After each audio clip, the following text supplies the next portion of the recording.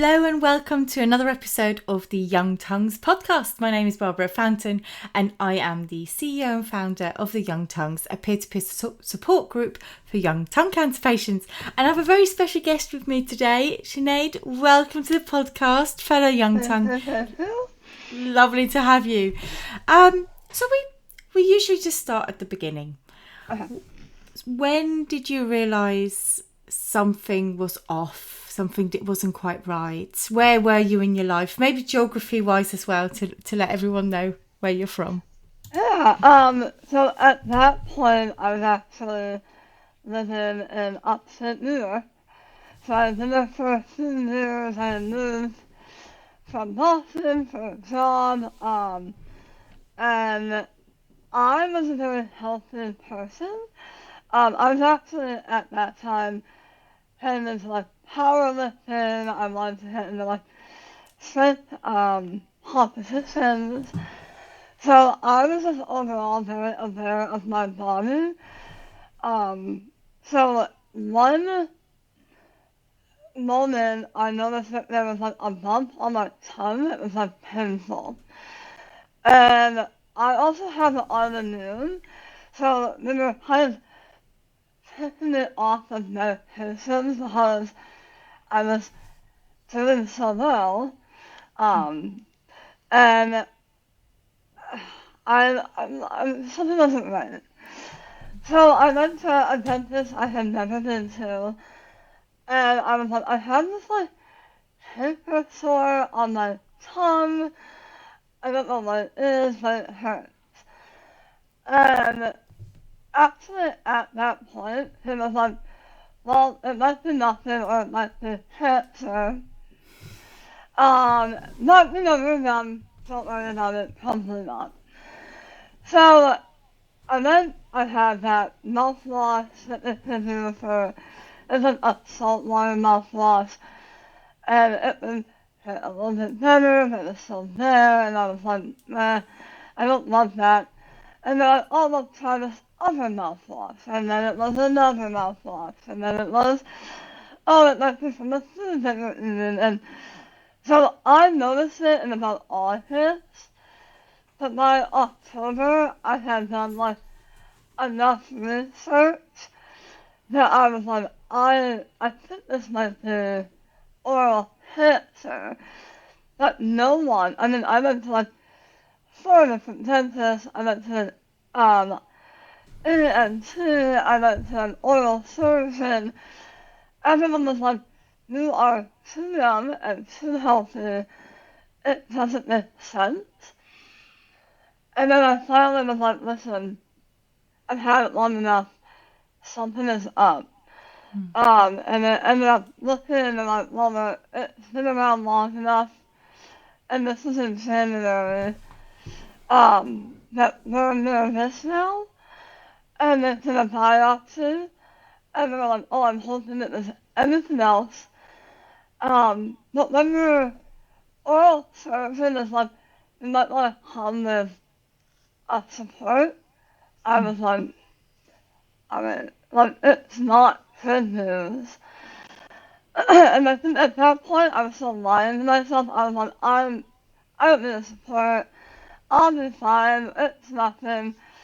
And my boyfriend, who's now my husband, was like, I'm just gonna come. I'm gonna fill the room, I'll find out. And then, of course, we found out, and it was like, I don't remember what happened after that. It was kind of a blur. Yeah. But yeah, that was in February. So August to February. That is just dreadful. And I found out 2 days before my birthday. So I was like, alright, happy birthday. Yeah, absolutely. So it is one of those stories that we just hear over and over again of those delays and using youth and being healthy as a reason why it couldn't be cancer is so misguided. So we're in February, you've got your diagnosis, you've had your birthday, and then I know that it's a while ago now and everything was a blur. But what was your prognosis at the time, and what did you expect coming your way versus what was it like in reality? Yeah, so we all went in thinking that it was more of a 2 months. They thought we caught it early enough, and that it was only a small patch. And then there's an MRI, but then it was not. The Hunterberg mine was, it was, I'm lucky that it was on the nerve, so that it was I mean, it was a horrible pain, but it was something that I could not ignore, that I think was very lucky. Um, but they really went in there, they were like, it will either be a couple of hours and you'll have most of your time, or it will be almost 8 hours and you'll lose a lot more than you expect. Unfortunately, it ended up being on the other side. It was just a lot deeper than I thought, so I ended up being 2-2. But I had no lymph node involvement, and it didn't metastasize anywhere else. And then I had to make that fun decision of, should I do radiation or not? And you kind of have to make that. I mean, they bring it up in the hospital. Well, and I had part of my taking the reconstruct my tongue and the blood vessels. So I had all these tubes and all this I was in a lot of pain, and I'm having to then decide about radiation. That's crazy that they didn't give you more time, because just for clarification, did they do a neck dissection at the time? They did, yes. So they did check the nodes. There was nothing in the nodes. They were happy with that. Your flap came from your leg, not your arm. So it's like I have bnot, so I have something called dermatomyositis with scleroderma overlap. So I don't have great skin and I don't have great veins. And I'm worried with my arm because part of that is I have bnot because I don't have great circulation to my fingers and all of that. They're like, well, it might not be healthy enough to build the venal pathways and whatnot. So then they took it from my leg because that was just a higher quality. Yeah, that makes total sense. And I think that's actually a thing we quite often forget in the young tongues also. Those other conditions that we bring with us have a huge impact on what is possible and how we are treated. So you, like we were in the same boat, but thankfully they'd given me, I have no idea what the time length was, but I was well out of hospital. They did pathology, and then I came back to make that decision about radiation. But they asked you. Brought up in when I was after my surgery, I was like, hey, we're not sure because we haven't had that lymph node, but it was like, and then I had to meet with the oncologist and all of that. Okay. So I had time after, but it was kind of more like, we have time, but every time longer that is put to the side is like, the cancer could be there. So, I don't know, I had time, but I didn't feel like it. No, absolutely. So how did those chats with your oncologist go, and how did you make that decision? Well, I think the kind of frustrating thing is that they cannot say much. So there's a lot of like, this is why we do it, this is what it is, this is why we think that you should have it, but then here's like 4 pages of what can go wrong. And they were like, everything from you'll be uncomfortable to might get a different type of cancer. So while I appreciate why, it felt like I was not well informed enough to make that decision. And I'll be honest, I was terrified. And I was like, I'll just do it because I don't want cancer. And there wasn't really any other conclusion if I wanted the best chance not to have this ever again. Mm-hmm. But it was terrifying. It was really hard. Yeah. So you ended up going with radiation. Yeah. Mm-hmm. So I don't want to take you too much down memory lane with radiation, but what was it like? Did they give you some time to heal from your surgery before you went in for radiation? Well, I had to actually have 4 wisdom teeth removed. So part of the whole radiation is making sure the dentist and getting the tooth pulled, that I have to get pulled and all of that. And I found out I had 4 impacted wisdom teeth. So they had to get rid of all of those, and that was awful. And then I had about a month to heal from that. So a month after surgery, a month after wisdom tooth, and then they started radiation in May. So it was kind of a weird time because it was like just when I was able to eat again with any type of normalcy and like feel like I had recovered. It was like I was right back in it. And I think radiation is one of those things where I went in thinking it would be horrible from day one. And it's kind of like that slow creep of like, oh, I'm just feeling worse and worse. And I don't know if that was better or worse. I kind of felt like, oh, I have a handle on this. And then we're about halfway in it, and you're like, I have no idea. Yeah. Yeah, absolutely. No, it totally is. And it's always reflected in the young tongues. People go like day one, oh, this is okay. And you're like, yeah. Wait. So what kind of side effects were you having? Because we all have them slightly different at different severities. What were kind of your toughest ones that you had to battle with during the time? Yeah, I mean, again, it was all kind of not fun. But I think, I had a ton of sensitivity inside. So it was really hard finding, I had that magic mouthwash, which, was super helpful, but it also meant I was eating fast, where with having no tongue, or very little tongue, it was extremely difficult to have anything fast.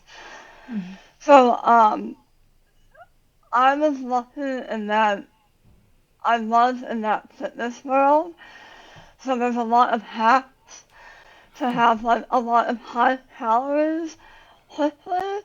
So I had access to like a bit thinner powder that I knew was available as a bit of like bulk. And then I was using like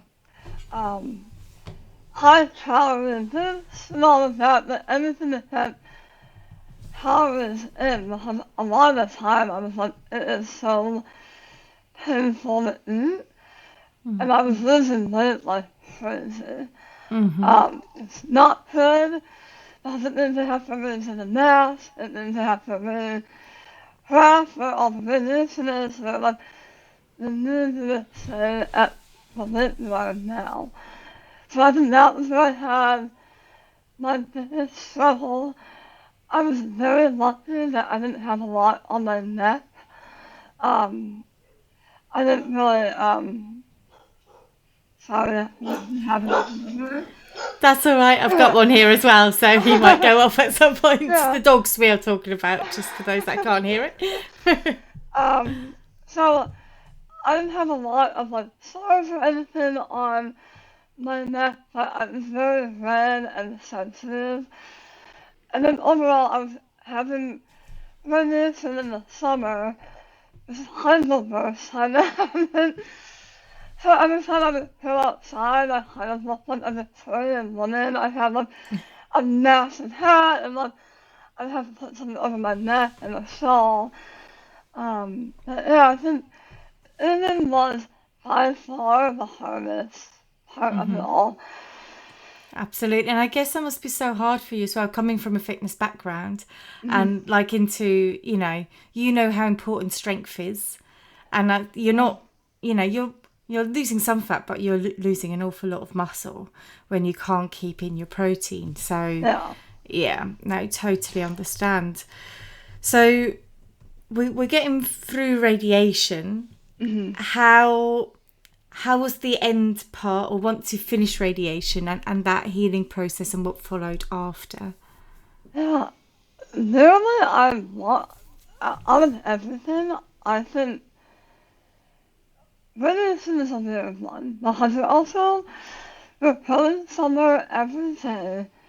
Then, and I had wonderful nurses and radiation techs that like I looked forward to seeing while I was in this really like awful experience. So there was a weird proof of, oh, I'm not going to see them.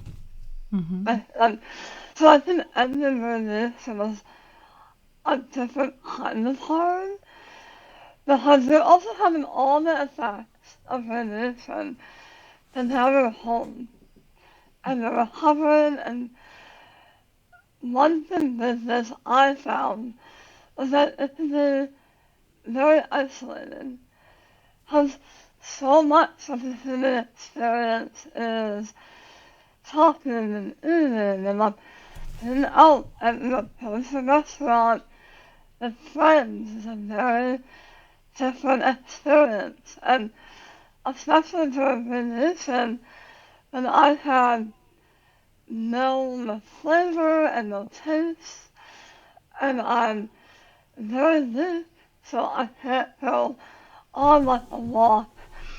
It was very lonely at the end because you're losing that experience of growing while feeling all of it.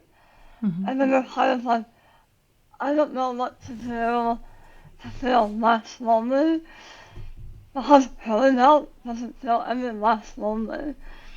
So now I would say for, have I hit any taste back for like a month or so after?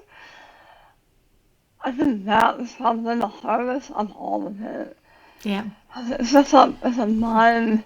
Yeah, and it's really hard to visualize things getting better or what things will be like down the line because you're in the midst of it, and it takes so much patience because the only thing you have is time.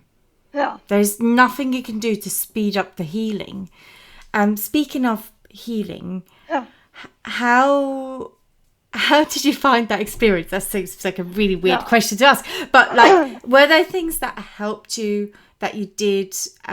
When did things kind of happen for you? At what point? How long did you have to wait for things to start to get better? Yeah. Honestly, I think about 2 months after radiation is when I had it in me to like really begin recovering. Because, I mean, a lot of what they talk about with cancer is the mental toll. I mean, not the mental. They don't talk about it. It's the physical. They're like, oh, we need to meditate, we need to, walk around, we need to do like these exercises and, oh, like move your jaw. But like, I was in a dark place. Mentally, I felt the burden of not only having to get better, but also not worry all of my loved ones that I'm not doing well. There's that performance of, no, everything's fine, and we're fine, and we'll get through it, and I'm strong, and I'll survive. Meanwhile, I'm like, I don't know. I don't know if I'll survive. I don't know if I'll have to do this ever again. And that whole, like, vision of my own mortality. I don't know if I had it in me to explore recovery until I was a few months out of remission, and I was able to, like, eat somewhat normally. But, I mean, I think I cried the first time I could taste pudding, because that was all I could get down. And, I mean, feeling like I had to hide that or, like, not talk about it was rough. So, again, we're looking at, like, I ended remission in June. It probably wasn't until August, September that I looked into, like, myofascial massage and, like, really amping up my speech therapy. But even that, it was hard. I'll say the first, like, year or two was, because I'm about 9 years out now, that first year or two was the absolute worst of it. And then after that, every year it got a little bit easier, but man, I don't miss that time at all. Yeah, and you're all right, because that's the thing, when we really need to kind of reshape the conversation from talking about months to actually talking about years when it comes to healing. And even you're 9 years out, I'm 7 years out, I'm still doing my healing now.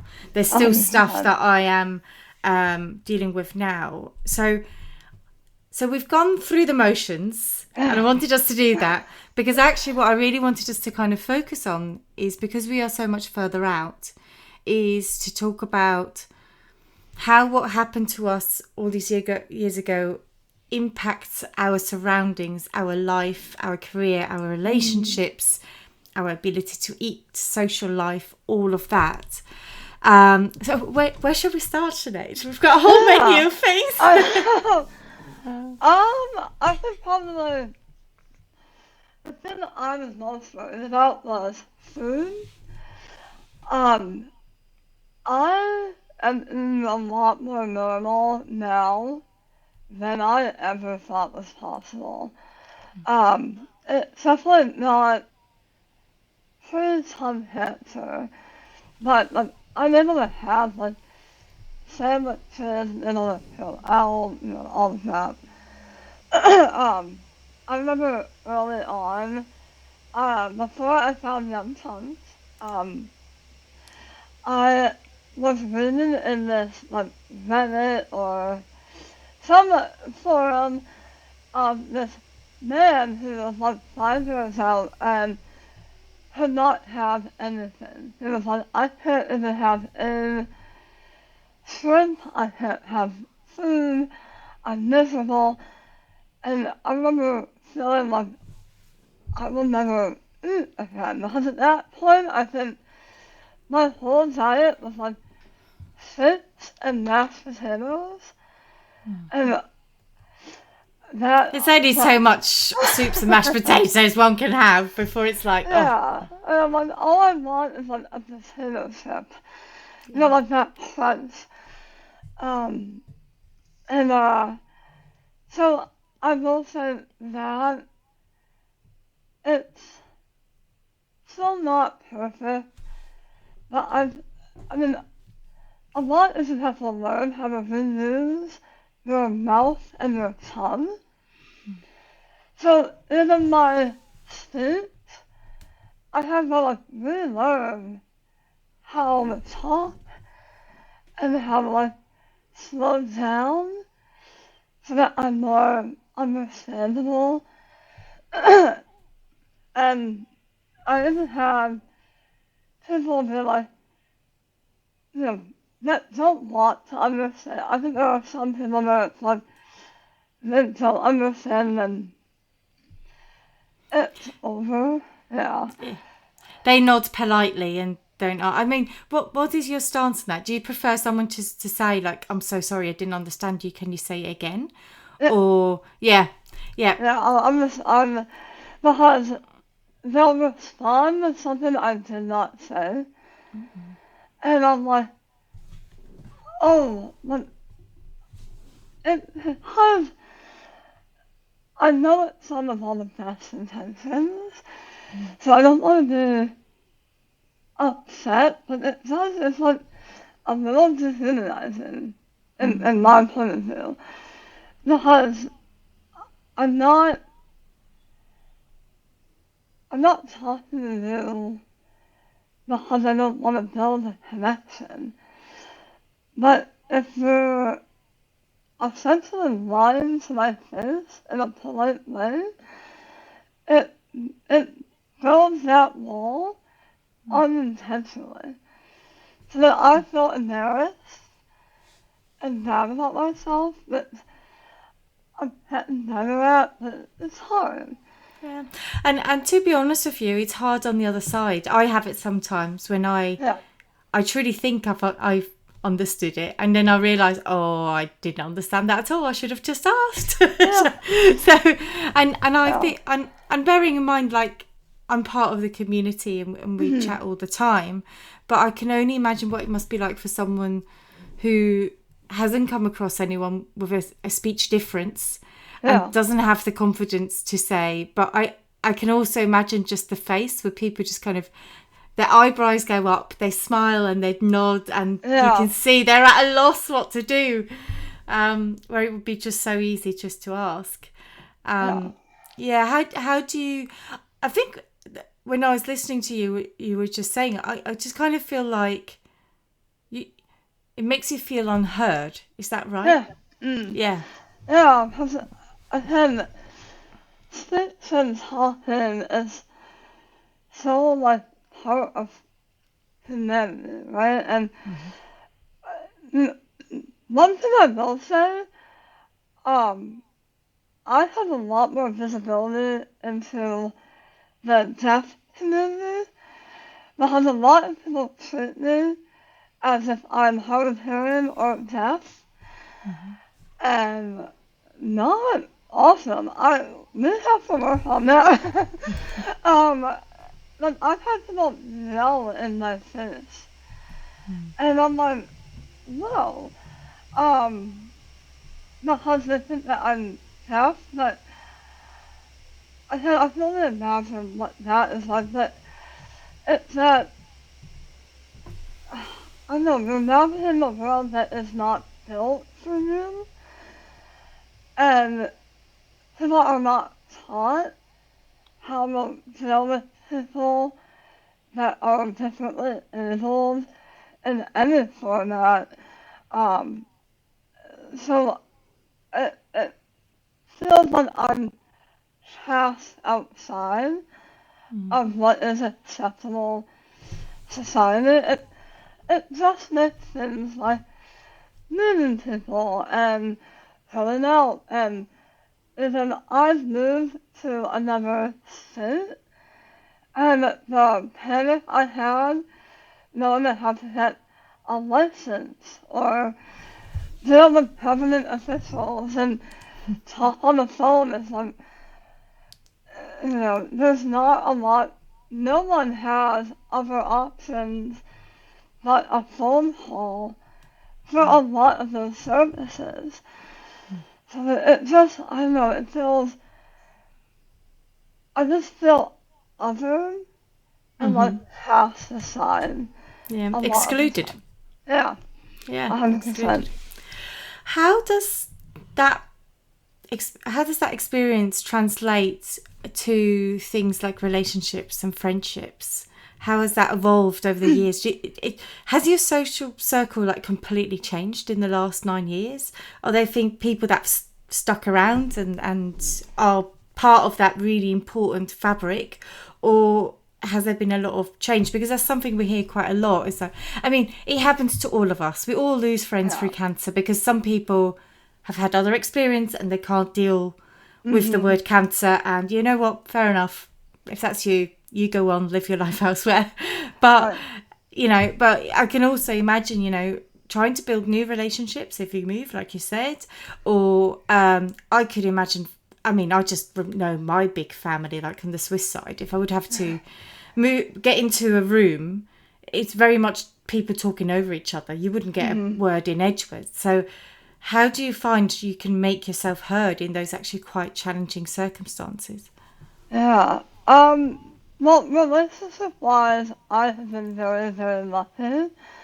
When I was diagnosed, I had been with my boyfriend a little under a year, and I sat him down and was like, listen, if you can't show up and say, I don't want to hear it all. Because I had gotten really ill as a teenager, and I had kind of like experienced that loss of an unsupported partner and a friendship that wasn't free.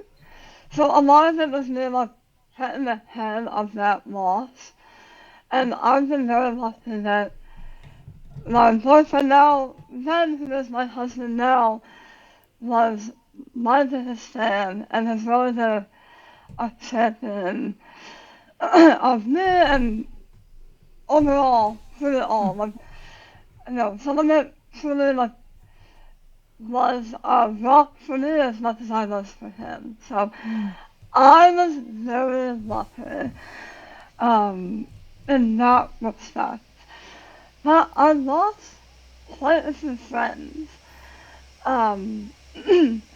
Where I had like, there were people that had been through it all with me, and I've talked to them before times, but they knew me who I was then, and helped me through it and love who I am now. But there were people that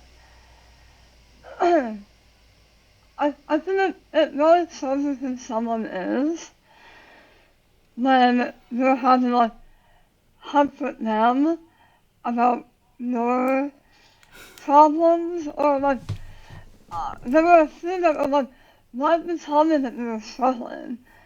And I'm like, I'm going for cancer. But it's that, I think it's normal to say, oh my god, what did I do? It is not normal to have friends make you feel bad that you're going through cancer. Like, if they're, I have friends that are going to take me to hospital appointments, or like, bring me food, or just sit down in the discomfort of what it was. And then I also have friends that were mad that I couldn't go out, or, didn't want to come to a party, or, especially during radiation, I was like, I can't be in a crowded room with a bunch of people I don't know. Yeah. And like, just having to adjust my social life, there were some that were like, well, I don't like that, and I'm like, alright. And, that's that, then. Absolutely. It was Yeah. hard. And it still is. Yeah. No, absolutely. And they do feel, they feel like breakups just the same, don't they? And yeah, that is, I as well, I'm sort of thinking, like, I'm really lucky that I have friends who are very patient because I cancel a lot. Because sometimes I'm just too tired and I cancel short notice and I'm just sorry. I can't deal with that. I know it'd be a joyous event, but it's funny because the further out I am now, it almost becomes less acceptable to cancel. And I have to have a word with my husband now and again, because like we've planned something and then I need to change the plan, and he gets so frustrated. Like he tries not to show me, but he gets so frustrated, and I have to keep reminding him of going, honey, you can go, but I need to stay at home, because otherwise I'm just gonna exhaust myself to such a point where I then end up being ill. Yeah, and I don't know about you, but I can't really talk over people anymore. That was one thing I did not expect, that I would not be able to kind of like raise my voice over a crowd. I think that I don't really know why that is, but I think I just don't have the same functionality of a tongue. But like, I don't like a busy restaurant. I don't like eating out really anymore, because it is like I have to have a glass of water, and then I have to like pre-plan how much I can eat with my water. And so like I feel like when people have like a birthday dinner, you have 10 people on a long table, and now I'm in there for the people I don't know. That is a very different experience for me than the people I'm with. And I almost feel like there's a weird balance in the act of my friends being like, oh, well, I want you to come, but I know you don't like it. So they sometimes don't invite me, and that's also not. Yeah. So I think I'm still figuring out the socialization of it. It's one thing that they don't tell you how to do after treatment. This, I think cancer overall, but especially oral cancer, it just never ends.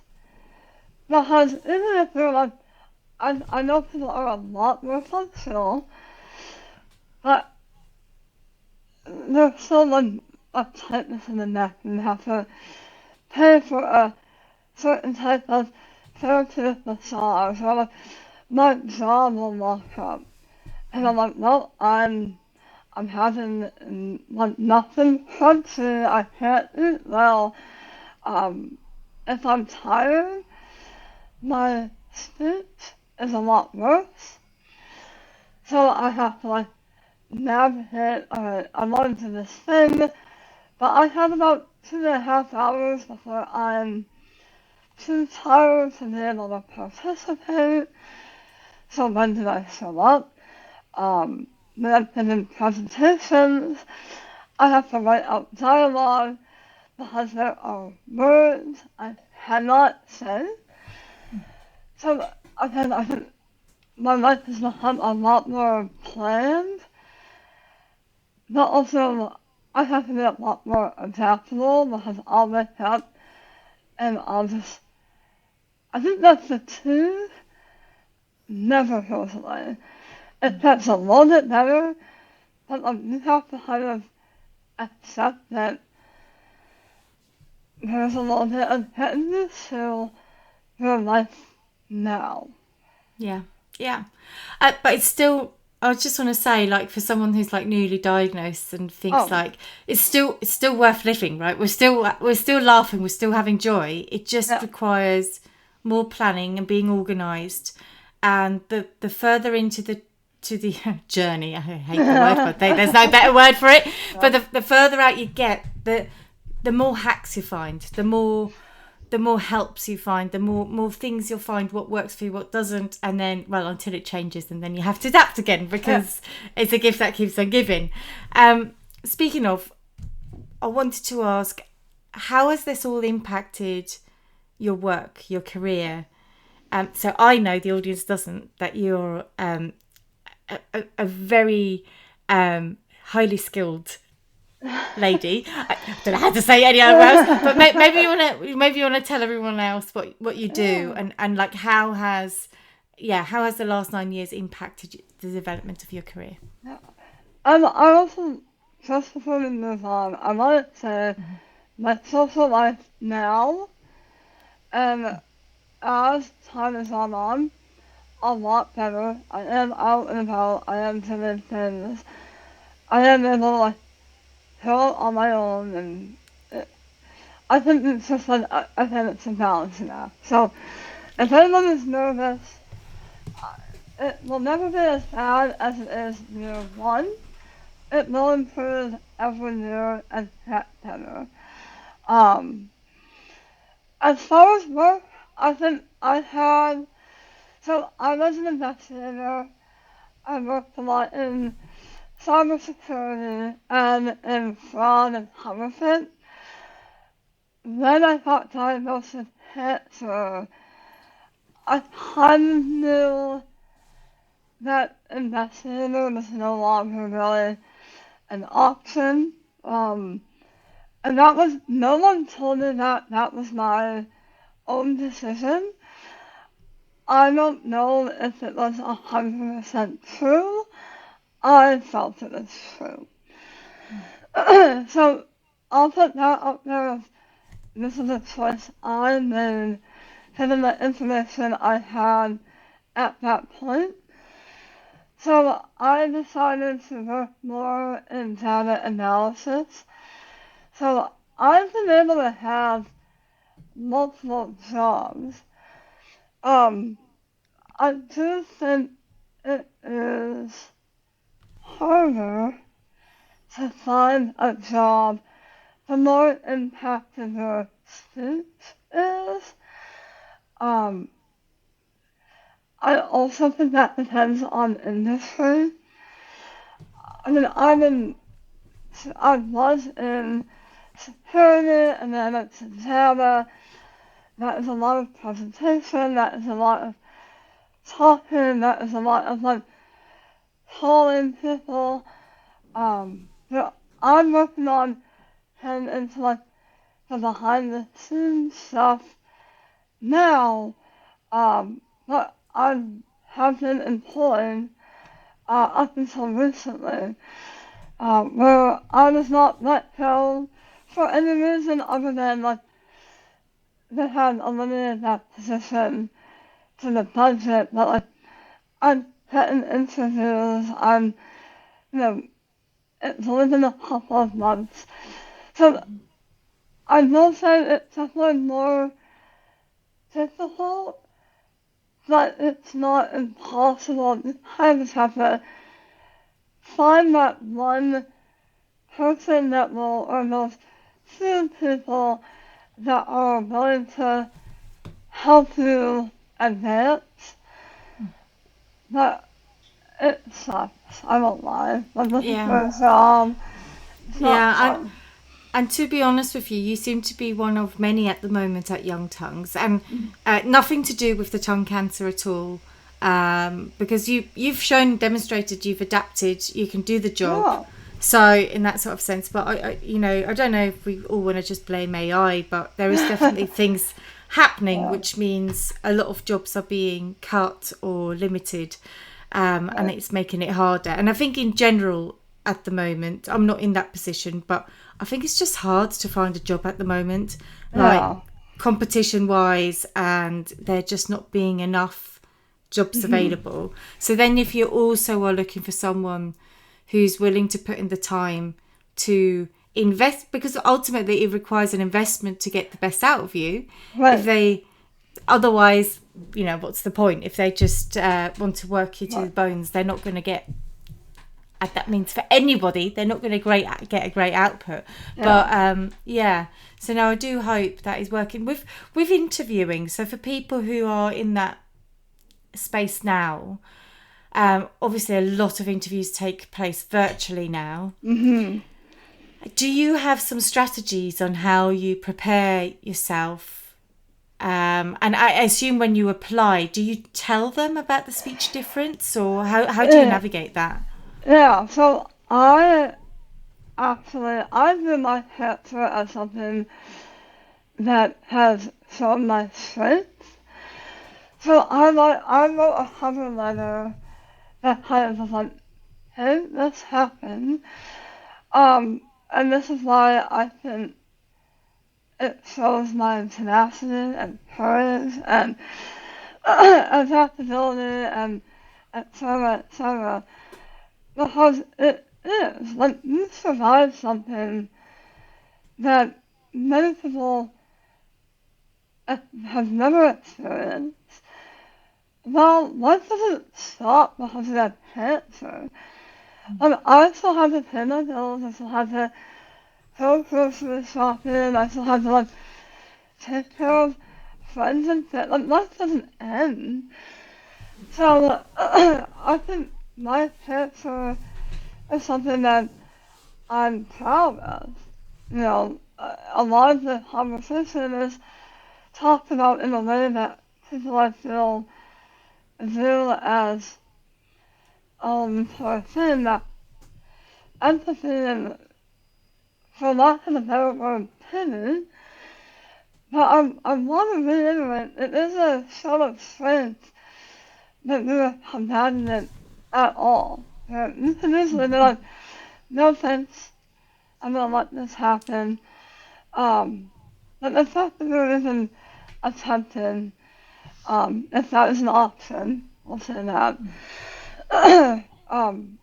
it is a source of strength. So in my cover letter, I write out that this is something I have, this is how it affects my speech, and how the strength it shows that I hate this word, that I've conquered it. But, so I have it in my cover letter, but I also disclose it as part of the application. And then I request always a video interview because I feel like it's easier to understand when you can visualize that person, as well as having like a chat function, so that if there's anything I'm not clear about vocalizing, I can type out. Mm-hmm.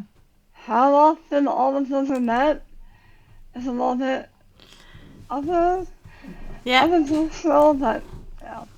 Yeah, no, absolutely. And it is important to advocate for your own needs because Mm-hmm.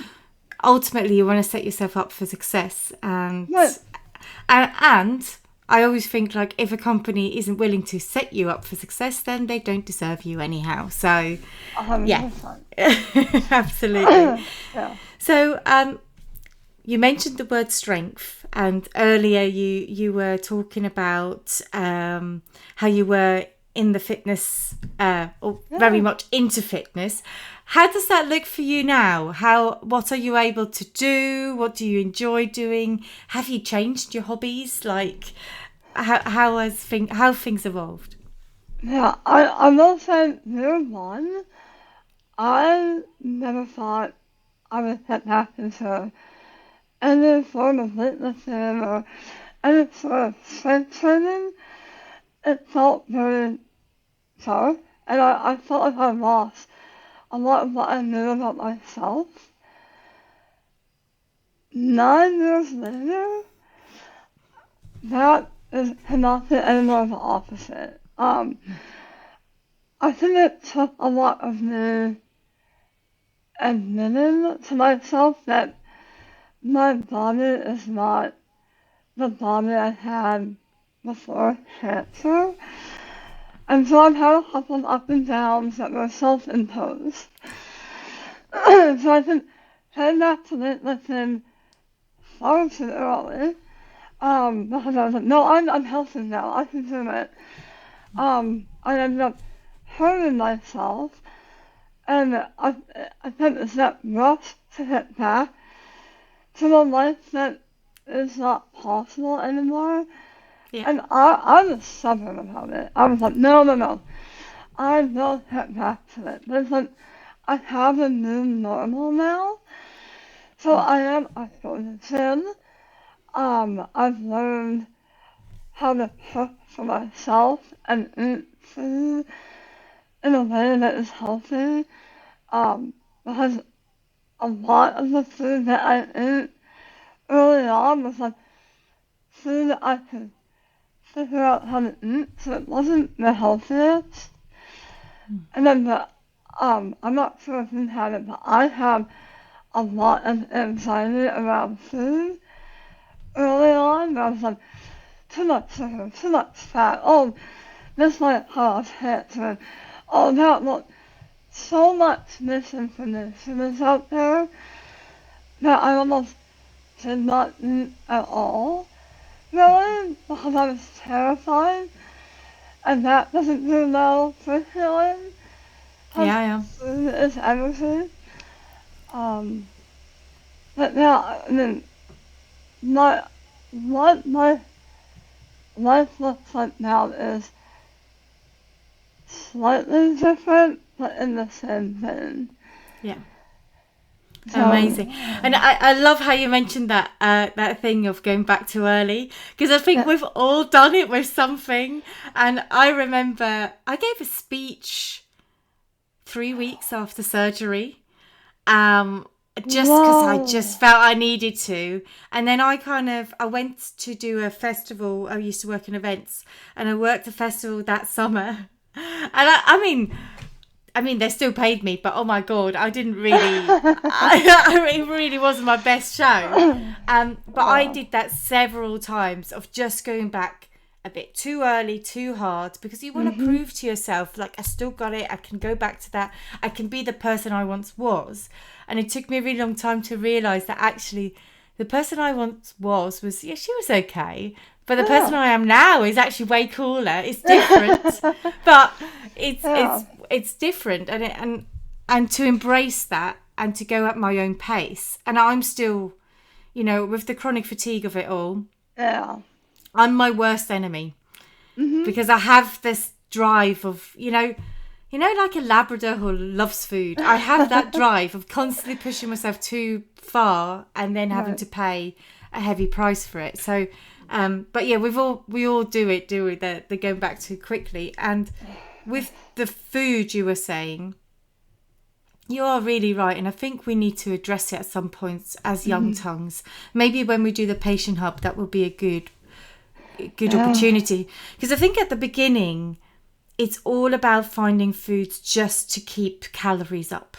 Yep. And that means we do have to consume some pretty awful food that actually nutritionally doesn't do much for us, but the calories are important and they Mhm. have a place. And even some of the shakes, we looked more into them, and they're full of sugar, which for Yep. someone who will struggle with oral health is doing an awful Mhm. lot of damage.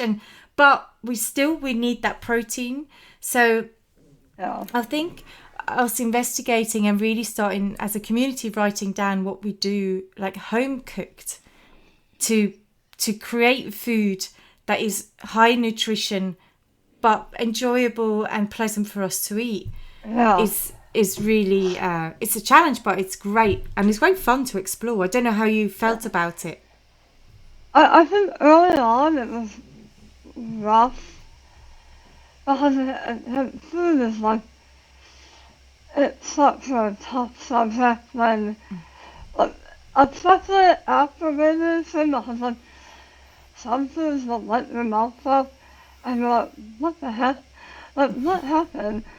Like, and then there were foods that like I wanted all the time.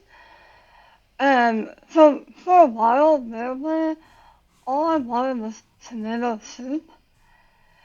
Yeah, I don't know why. Not, it was one of those things where like, I would have it one day and it was fine. I would have it another, and it was like my mouth up. It was awful. It felt awful. And Well, then yeah, the acidity is so high. So with the radiation, I can imagine that would burn or go all, acid in your mouth yeah, kind of way. So yeah. So I was really surprised when you said tomato. I was not I know. expecting that.